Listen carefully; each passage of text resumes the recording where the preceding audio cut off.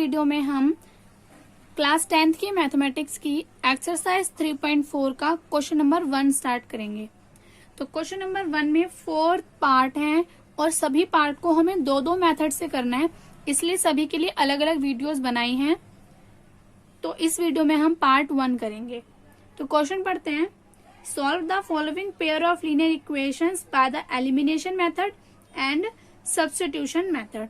ऊपर नीचे हमें जितने भी पार्ट्स दिए हुए हैं उन्हें हमें सब्स्टिट्यूशन मेथड और एलिमिनेशन मेथड दोनों से ही सॉल्व करना है मतलब एक्स और वाई की वैल्यूज निकालनी है।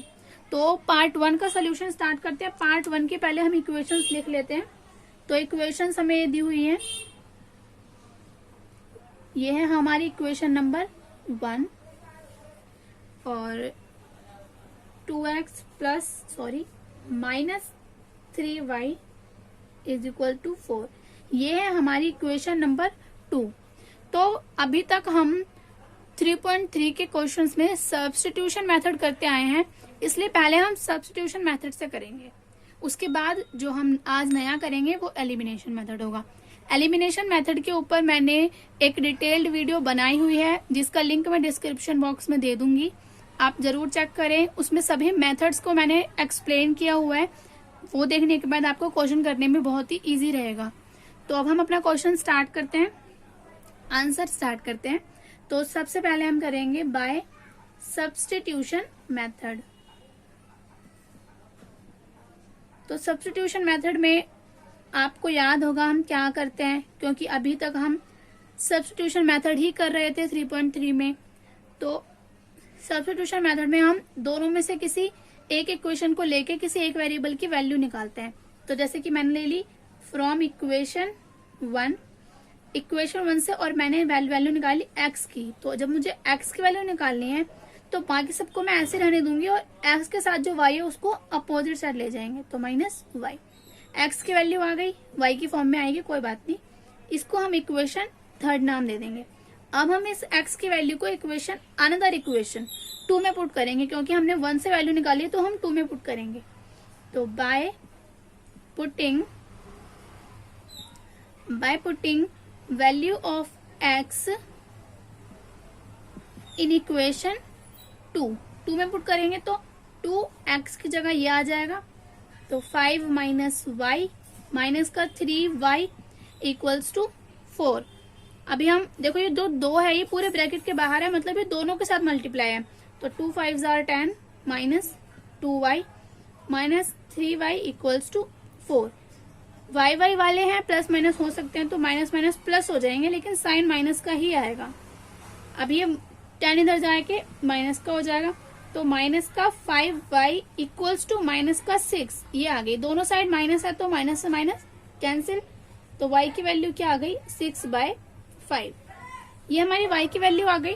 अब हम इस y की वैल्यू को इक्वेशन 1, 2 और 3 में से किसी में भी पुट करेंगे। मैं यहाँ पर इक्वेशन 3 में पुट कर रही हूँ। तो बाय पुटिंग वैल्यू ऑफ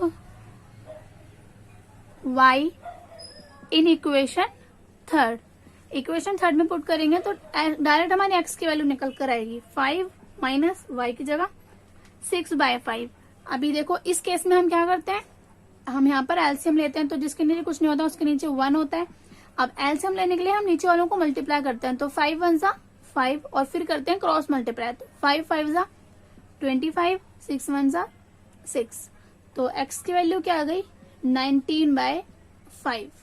ठीक है, तो सब्स्टिट्यूशन मेथड से हमारी वैल्यूज ये आई हैं, इनको हम याद रखेंगे। ठीक है, मुझे ये रफ करना है इसलिए मैं y की वैल्यू यहाँ लिख रही हूँ।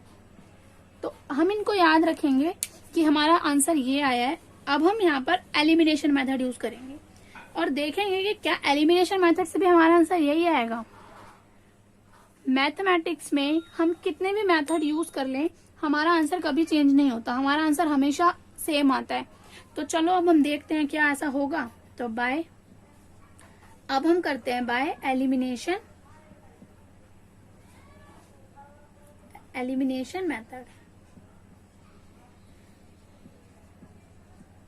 एलिमिनेशन मेथड में हम क्या करते हैं, हम दोनों इक्वेशन में से किसी भी एक इक्वेशन को लेके दोनों इक्वेशन में हम क्या करते हैं किसी एक वेरिएबल को इक्वल बना के और एलिमिनेट कर देते हैं। एलिमिनेट मतलब वो पूरा कट जाए, ऐसा हम इक्वेशंस रेडी कर लेते हैं। तो अगर हमें किसी एक वेरिएबल को हटाना है ताकि दूसरे की वैल्यू आ जाए, तो हम क्या करेंगे, इक्वल बनाएंगे। इक्वल कैसे बनाएंगे, देखो इस वाली इक्वेशन में अगर हम इक्वेशन सेकंड में देखें 2x है, अब इक्वेशन 1 में x है, अगर मुझे इनको घटाना है तो घटेगा नहीं, तो इसको भी 2x बनाना पड़ेगा ताकि 2x में से 2x घटेंगे तो 0 हो जाएगा। तो इसको 2x बनाने के लिए मुझे क्या करना पड़ेगा, 2 से मल्टीप्लाई। लेकिन मैथमेटिक्स में जब भी हम ऐसे मल्टीप्लाई करते हैं तो हम सिर्फ एक वेरिएबल में नहीं कर सकते, हमें पूरी इक्वेशन में करना पड़ेगा, मतलब जितने भी टर्म्स है सभी में होगा। तो हम सभी में कर देते हैं, कोई बात नहीं। तो हम क्या करेंगे, हम लिख रहे हैं multiply by 2 in equation 1 both side. हम दोनों साइड इक्वेशन 1 में 2 से मल्टीप्लाई कर रहे हैं। तो इधर करेंगे तो 2x plus 2y equals to, इधर करेंगे तो ये क्या बन जाएगा 10। ये बन गई अब हमारी इक्वेशन नंबर 3, नाम दे दो इसको, ठीक है। अब हमारी इक्वेशन थर्ड जो है वो हमने ऐसे रेडी कर लिया कि हमारा x एलिमिनेट हो सकता है। इसके बाद हम क्या करेंगे, सब्ट्रैक्ट करेंगे। इक्वेशन थर्ड में से इक्वेशन नंबर 2 को कर लो, या इक्वेशन 2 में से इक्वेशन थर्ड को कर लो, कोई दिक्कत नहीं है। हम 3 में से 2 को सब्ट्रैक्ट कर रहे हैं बाय सब्ट्रैक्टिंग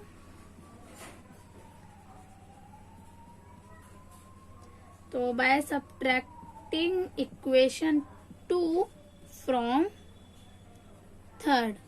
तो थर्ड को हमने ऊपर रख लिया, 2x plus 2y equals to 10, और इक्वेशन 2 को हम इसके बिल्कुल नीचे रख लेंगे। सब्ट्रैक्ट करने के लिए जब हमने सब्ट्रैक्ट ऑफ पॉलिनोमियल सीखा था, तो हमने सीखा था कि सब्ट्रैक्ट करते टाइम नीचे वाले इक्वेशन के साइन चेंज हो जाते हैं। तो अब हम यहाँ पे चेंज करेंगे तो ये हो जाएगा माइनस का, ये हो जाएगा प्लस का, और ये हो जाएगा माइनस का। तो अब देखो 2x में से 2x लेस करेंगे, माइनस हो जाएगा, ये प्लस प्लस प्लस हो जाएगा तो 5y, और ये प्लस माइनस माइनस हो जाएगा तो 10 में से 4 जाएंगे तो 6 बचेगा। तो y की वैल्यू ये आई है, अभी y की वैल्यू नहीं आई। यहाँ से अगर हमें y की वैल्यू निकालनी है तो इस 5 को इधर के साथ लाना होगा, तो ये डिवाइड में आ जाएगी 6/5। अब देखो जब हमने सब्स्टिट्यूशन मेथड से किया था तब हमारा आंसर क्या आ रहा था 6/5। अभी हमने एलिमिनेशन मेथड से किया है तब भी हमारी y की वैल्यू 6/5 ही आई है। अब हम x की वैल्यू भी निकाल के देखते हैं। तो अब हम क्या करेंगे, x की वैल्यू के लिए y की वैल्यू को हम इक्वेशन 1, 2 और 3 में से किसी में पुट कर देंगे। तो मैं यहाँ पर हम इक्वेशन 1 में पुट कर रही हूँ क्योंकि सबसे सिंपल मुझे यही लग रही है। तो by putting value of y in equation first, तो मैं इसको रफ कर रही हूँ। 19/5 हमारा आंसर था, इसको साइड में लिख दिया मैंने चेक करने के लिए। तो x प्लस y की वैल्यू क्या है 6/5 इक्वल्स टू 5, ठीक है, मैंने इसमें पुट करी है वैल्यू। तो अब देखो x को यही रहने देंगे, इसको जब मैं अपोजिट साइड लेके जाऊंगी तो ये माइनस का हो जाएगा। अब देखो यहाँ पर इस केस में हम एलसीएम लेंगे, नीचे आ जाएगा 5 1 = 5, इधर 5 5 = 25 माइनस 6 1 = 6। तो x की वैल्यू फिर से क्या आ गई 19/5। तो यहाँ से प्रूव होता है कि हम मैथमेटिक्स में कोई सा भी मेथड यूज कर लें, हमारा आंसर हमेशा सेम आता है। तो पार्ट 1 हमारा कंप्लीट होता है, दोनों मेथड से हमने कर लिया है। बाकी सभी पार्ट के लिंक मैं डिस्क्रिप्शन बॉक्स में दे दूंगी, आप चेक कर सकते हैं।